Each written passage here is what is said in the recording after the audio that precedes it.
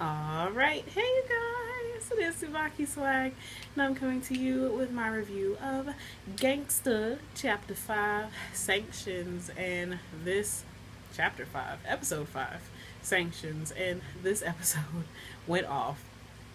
Like, we got to see a little bit of when Nick was little, like Nick and Warwick were little, and well, not little, but younger when they had first like set out together, and when the three laws had first been made, so Twilights weren't discriminated against as much, but still pretty much. So, I mean, it's still pretty awesome.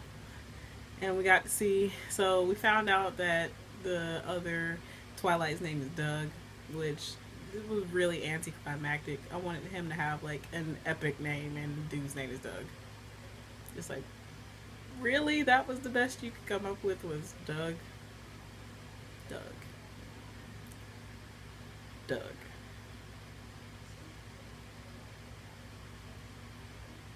Doug. Okie dokie. Let's go with that. So, him, Nicholas, and Doug were still finishing up their fight. And I would have won that bet because Nick did win. If it hadn't been for Ginger, Nick would have really, like, Nick probably would have cut Doug's head off. Even though Nick was cheating because he was overdosed on uppers, which I guess are the pill that's supposed to help Twilights channel their power.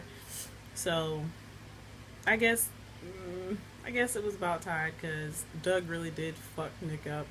So if Nick hadn't been on them, he probably would have been down for the count a while before. So I don't know. I guess it was kind of a tie because Nick is still pretty freaking awesome, but so is Doug. And if it hadn't been for like Ginger swooping in and saving him, and then Sir, I'm gonna call her Sir because that's what everybody refers to her as. If she hadn't stepped in, Nick would have killed Doug. So he got saved by the bell, Doug, and it was all Doug's fault for going after Boss Monroe when Twilights are not supposed to kill humans because that's one of the three laws. Twilights are not allowed to hurt non-Twilights, and they're supposed to fight to defend themselves, and they're supposed to listen to their master or their leader, which like Warwick is to Nick. So this this episode, pretty much the main bulk of the episode was Nick and Doug finishing off their fight, and Warwick and Ginger and everybody jumping in, and Sir, she's a big she is a big woman, and Nick even said at one point that she's as big as ever, and he hates women that are bigger than he is. I mean, Nick is a pretty big dude, so I know that she is very large.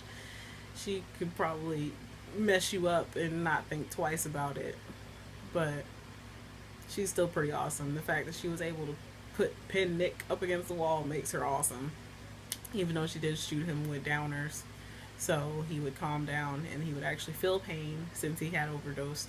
So I mean, this episode is pretty awesome. And then of course at the end, of course Alex gets kidnapped, and I want to say it looked like the doctor, but maybe I'm wrong, I don't know. It looked like the doctor is the one that was standing outside her window, and she looked out there, she saw old dude from the beginning that she shot several times. So Alex is gone. Warwick had to take Doug and Nick to the doctor to get them patched up. And yeah, so it's not looking real good right now.